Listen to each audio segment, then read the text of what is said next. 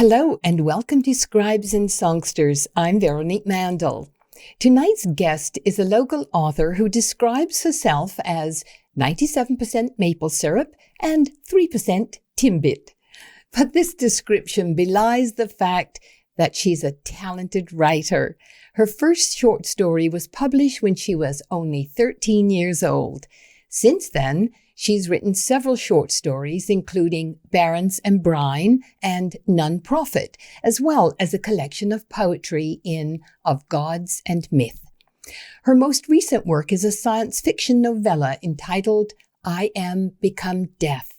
Here to talk about her prose and passion is author Rhiannon Lotze. Welcome to Scribes and Songsters. Hi, thank you for having me. So, we've known each other for quite a while since your days in our programs at the Mediaplex. It's been a few years, yes. Yeah. And of course, you went through the journalism program and then you did the public relations program. So you could do just about anything. As long as it doesn't involve numbers. Yeah. We'll stick to words. Now, journalism and public relations is a very different kind of writing. When did you start the creative writing part of your life? I've been creative writing since I was little.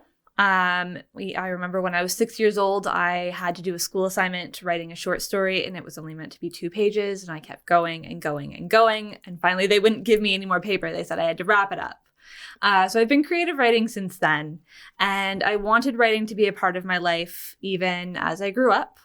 So I went into journalism thinking that that might be the path for me. And then journalism sort of took my adjectives away. And so that's when I decided I'd make the transition to PR because it allowed me to write, it allowed me to be creative, and it sort of spurred me to help figure out a brand as an author as well. And did you find that even though journalism doesn't allow you to have the creativity that writing books and plays and things would give you, did you find that its rigor helps in your writing? It does and it doesn't. When I write, I tend to go with the flow. I don't often do a lot of planning. I sort of just write whatever comes to my mind. But journalism was really good at helping me get into the heads of all of my characters. Prior to that, I would sort of focus on the main character, and the other characters wouldn't get as fleshed out. Journalism teaches you to engage with all sides of a story, and that translates through into creative writing as well. So this way you can get in the heads of every character. They become more realistic that way. And it just sort of made my creative writing better, even without the creativity from an article point of view. Right. And no adjectives. How often did we talk about that? So often. It was, I think, day one, no adjectives. So what are you doing now as a job? I work for a glass architecture firm. I'm their marketing person. It's a fairly recent job, actually. I recently switched. I used to work for a tech company. I do some proposal writing for them. I help them find clients. I do some internal marketing, trying to brand the company to the employees. This way everyone knows what happens. And I also do a little bit of freelance on the side as well. So does that help feed into your writing career? It does, because I find that at the end of a day of work, what I want to do is unwind by writing. So it sort of has spurred me to do a little bit of writing every day because that's how I want to unwind. That's how I want to relax. And in the slow parts of my day, when I have them, I find myself daydreaming about the things that I want to write later. So it's a nice environment for that. That's interesting because some people would say, but writing is such a job. How do you mean you unwind writing? I think it depends on your point of view. Sometimes when you have writer's block, for example, writing becomes a chore. And then it doesn't help you unwind because you sit there and you stare at a blank page and you want to just scream because nothing's coming out. But other times it's an escape because you're creating your own world and it's not necessarily the same one you live in. So if your days have been a little bit long, if you're tired, you can escape into this entire other place that you've created.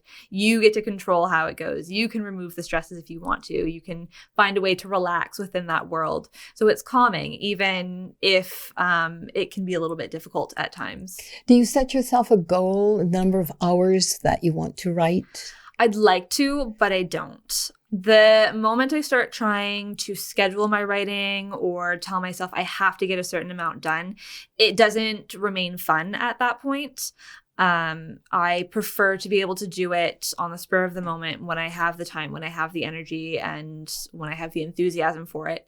If you try to start setting yourself limits of what you want to write in a day, you start to lose some of the passion, or in my case, I start to lose some of the passion. So I try to make it spontaneous, and I try not to force myself to write, because whatever comes out is not going to be good. What inspires you? A lot of things. Sometimes it's music. Sometimes I'll hear a particular lyric in a song and I go, that would make a great concept for a story. I like to camp a lot. A lot of the places that I've camped have inspired me in terms of locations and storylines. Even as far as travel goes, I've been to Europe, and some of those locations inspire me as well. And then other authors and stories I read, sometimes you read something and you get sucked into the vividness of the world that you go, I want to create something like that. So when you were 13, you wrote a story. Was it about vampires? A vampire. He was a little vampire named Frank, but he didn't do any of the things that vampire children were expected of him. He didn't want to drink his warm blood. He didn't want to behead bats or anything like that. He didn't want to play rough with the other children.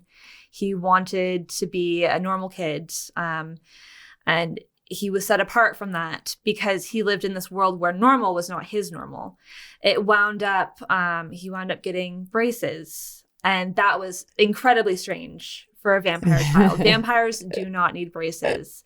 And finally, when that happened, he realized that he wasn't a vampire after all. He was a human kid. And sort of that facilitated his ability to change from vampire to human. And he was able to start living the life that he really intended to live. So now you didn't make the vampire a horror story, but I hear that you binge on horror. A little bit. I dabble in horror. I like things that are scary, not necessarily paranormal scary. I tend to laugh at those.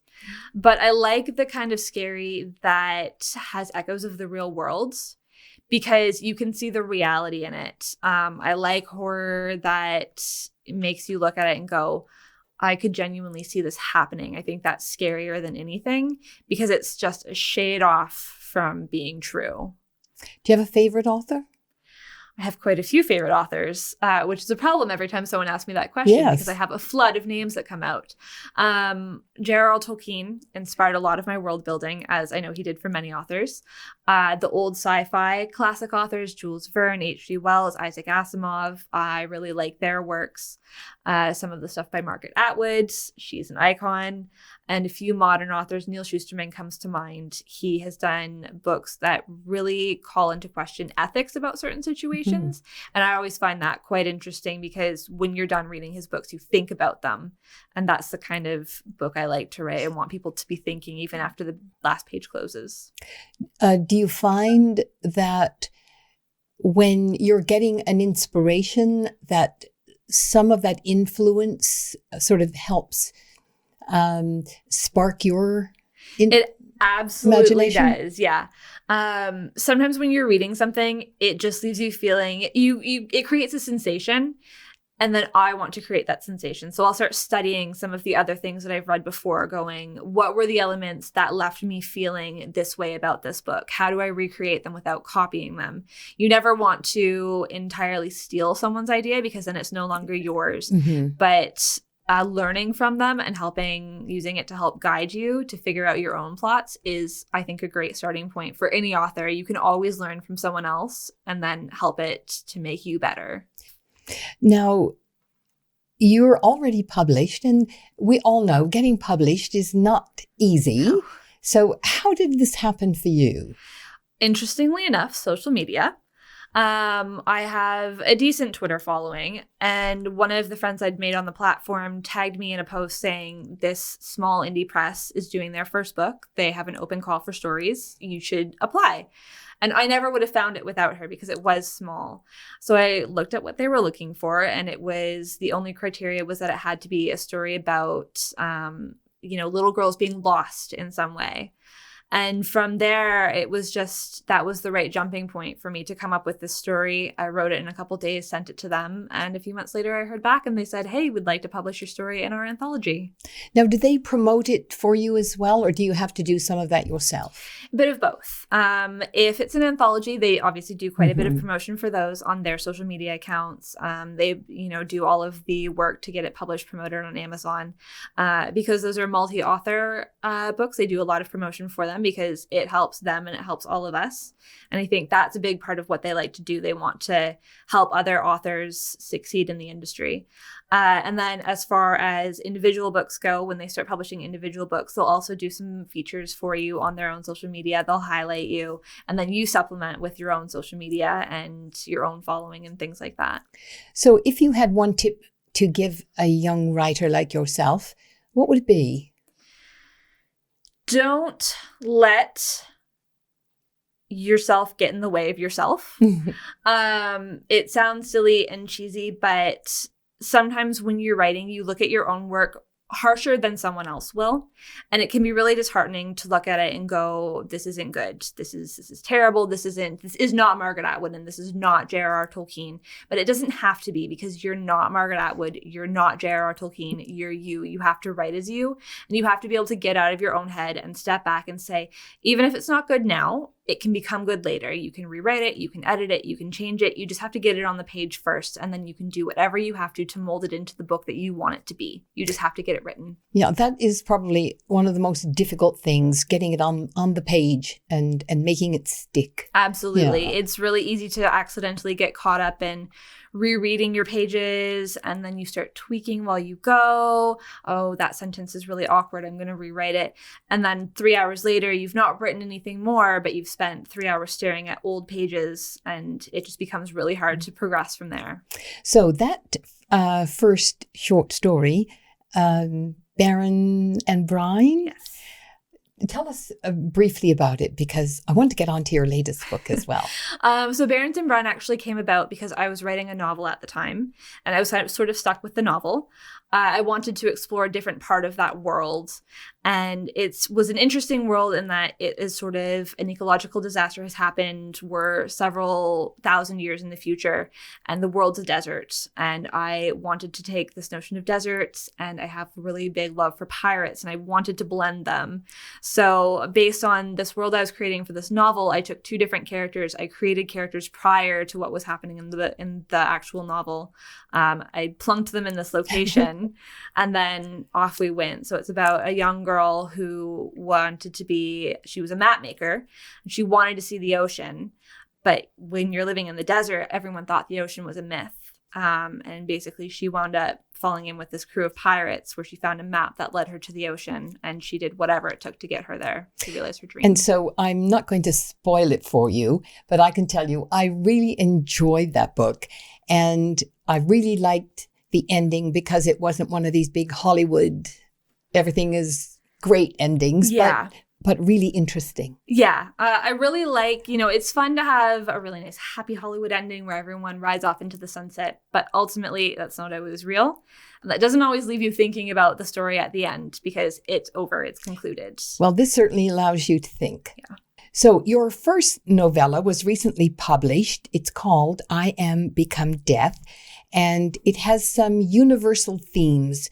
The story is set during a time of turmoil with a protagonist who has created immortality.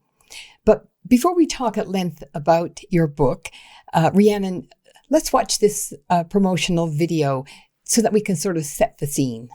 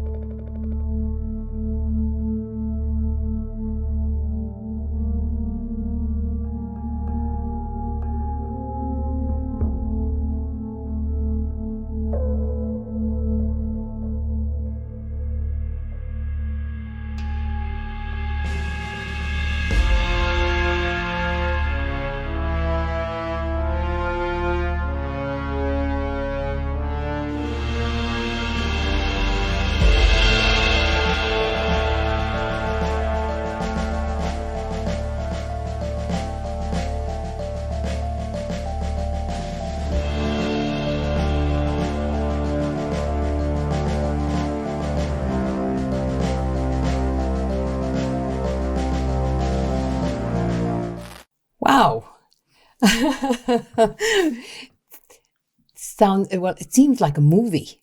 Yeah, I tried to make it a little bit cinematic. You did this yourself? I did, yes.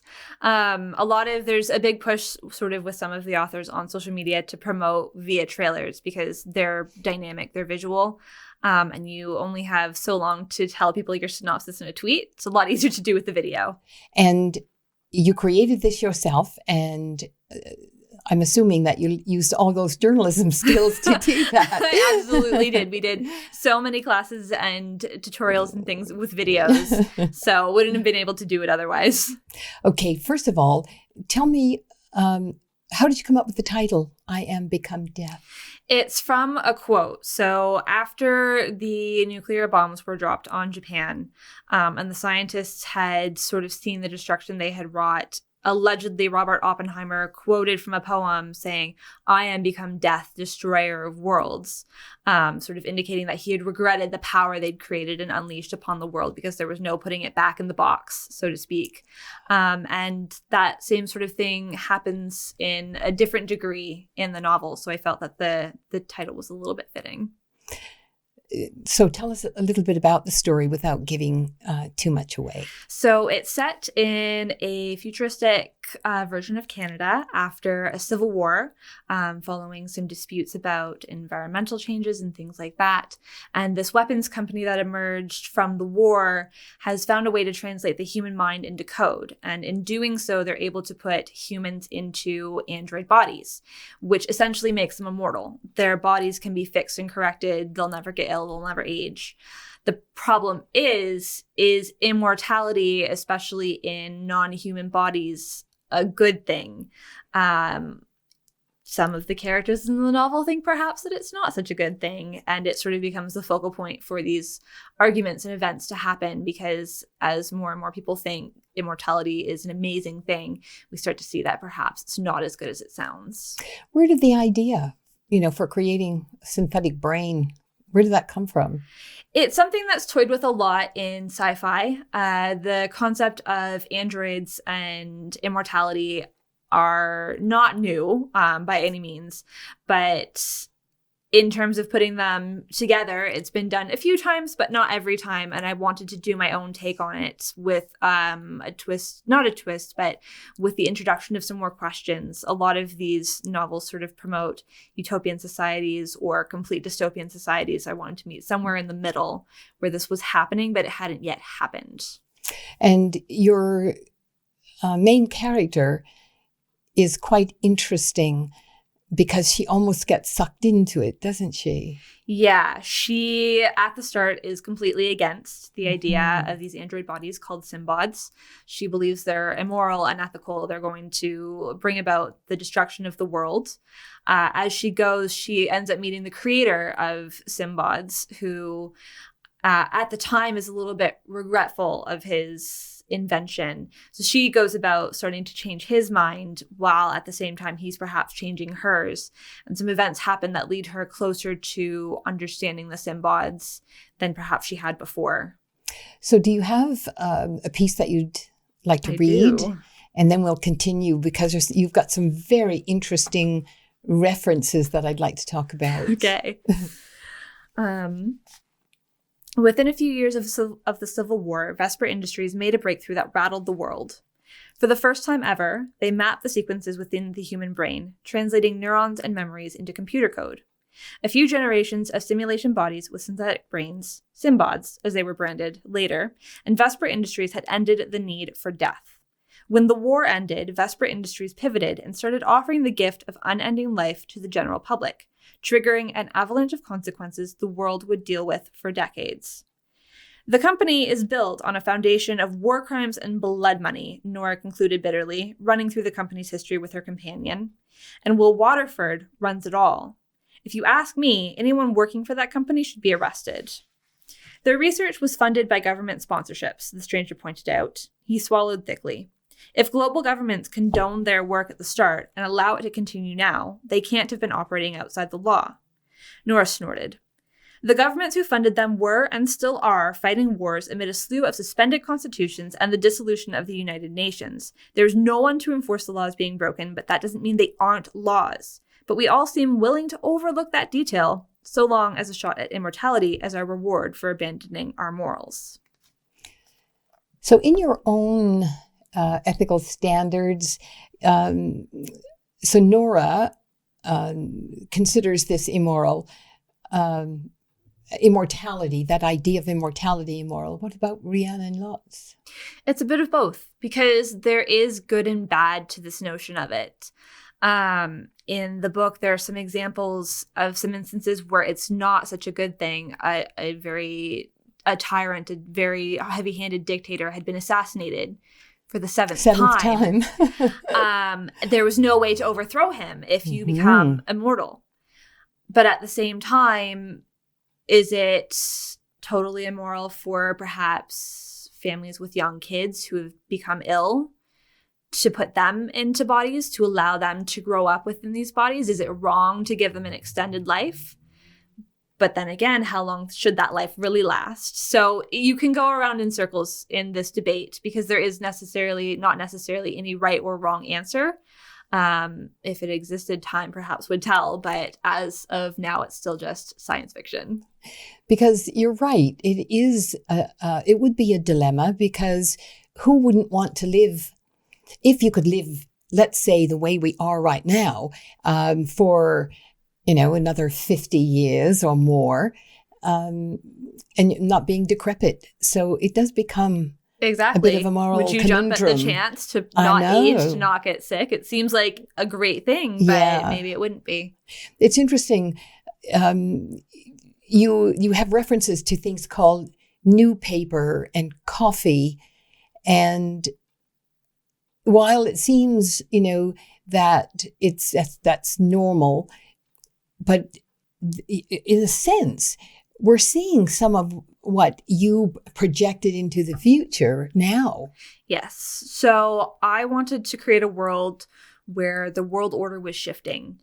But in order for it to shift, even as it is now, it's going to take extreme change to make things deviate from how they are. People are comfortable with their lives and don't necessarily want to fight for the changes that we perhaps have to make in order to save the planet. So things like coffee, the trade of coffee had sort of halted because in terms of harvesting it, it was sort of harmed the planet, it harmed the people who collected and farmed it. So they stopped that. They had to go to a coffee substitute. Paper, they had tried to stop deforestation because we're ruining the planet trying to collect all of these resources that aren't infinite, but that we're treating them as if they are. So they've had to find an alternative in this world. And perhaps we'll have to find alternatives to them in our worlds. And I thought it was interesting. One of the signs, I think she carried it. It wasn't a paper sign. It was a cookie sheet. Yeah, it had to be a cookie sheet because she couldn't get paper. And new paper, even though it's a paper substitute, still very expensive. The book is set in Ottawa. And there's a lot of citizen activism going on Parliament Hill right now. Was this coincidental? Or, it must sort of resonate that what you've written here is kind of like a precursor to what could be, which probably may not be, but, Yeah, it's weird to see the parallels happening. It feels nice because some of the best sci-fi seems like it was almost prophetic. Star Trek created cell phones before we had cell phones and all of that. So it's interesting to see this stuff happen. But at the same time, the writing was on the wall while I was writing. I wrote it during COVID. We could already see people were protesting and chafing against different restrictions and things like that. It's now come sort of to a head, which hopefully we're nearing the end of COVID and restrictions and things like that. But we've reached a boiling point and you could sort of see it coming from a mile away. Yes, exactly. Do you have a short paragraph left that you'd like to read before we have to let you go? Because time goes way too quickly. I know. Time flies. All right. So a little bit later in the book, this is a conversation between Will and Nora. What are you working on now? Will asked, coming around behind the couch and resting his elbows on the back cushion to peer down at Nora's laptop. She tilted the computer screen so he could see it better. An article about a child who died. Her parents had her consciousness put into one of the early Simbods 5 years ago when she was 3. But now that she's 8, her parents are refusing to upgrade her body, so she's still stuck looking like a toddler, which is causing her to be bullied and putting her at some other disadvantages. Why the hell would someone do that? Will asked, confounded. His brow crinkled charmingly with his confusion, and Nora hid a smile. In the time they had been working together, Nora had come to somewhat admire Will. It took the better part of 6 months, but they finally became friends, even though it was rather begrudging on her part. Sure, Will was slightly narcissistic, which tended to happen when you were almost always the smartest person in the room. He had a bit of a temper, which he was working on controlling, and he lacked a firm grasp on empathy, which came across as innocent rather than malicious, since he was often confused about the reactions of others to certain situations. But overall, he wasn't such a bad guy. Parents have a hard time watching their kids grow up, so this couple can't let go of the little girl they first put in the Simbod. They're one of the first couples in the world who don't have to see their child age, so they're refusing to let it happen. My God, is there anything I didn't screw up when I invented those damn things? Indeed. So very briefly, do you ever see yourself, being an activist? Yeah, in some ways I already am. I'd like to perhaps say that I'm more active in terms of protesting and petitioning than I have been, especially recently. It's not been safe to go out, but I do like to champion causes. I am certainly not afraid of sharing my opinion. And if I see sort of an injustice happening, I'm going to speak out against it, because to stay silent just isn't an option anymore. You have to give a voice to situations that involve you. You have to give a voice to situations that you see that are harming others. And you have to fight for sort of what you feel is right. And where can people get your work? Most of it is on my website, which is rhiannonlotze.com. You can also find it on Amazon, and you can always send me an email and I can get you a copy. Thank you so much. It was Thank delightful you. to have you so here. Nice to see you again. Well, unfortunately, that's all for this episode of Scribes and Songsters. Many, many thanks to our guest, Rhiannon Lotze. Thanks to our Scribes and Songsters team, producer Liz Pettipies-Phillips, technical producer and editor Gary Glass, social media manager Michelle Fortier, and consultant Brian Sweet. Grateful thanks to Tony Toldo and the Toldo Foundation, and to Neil and Tina Queering for their support. Thank you for watching. Hope to see you soon, right back here on Scribes and Songsters. I'm Veronique Mandel. Bye for now.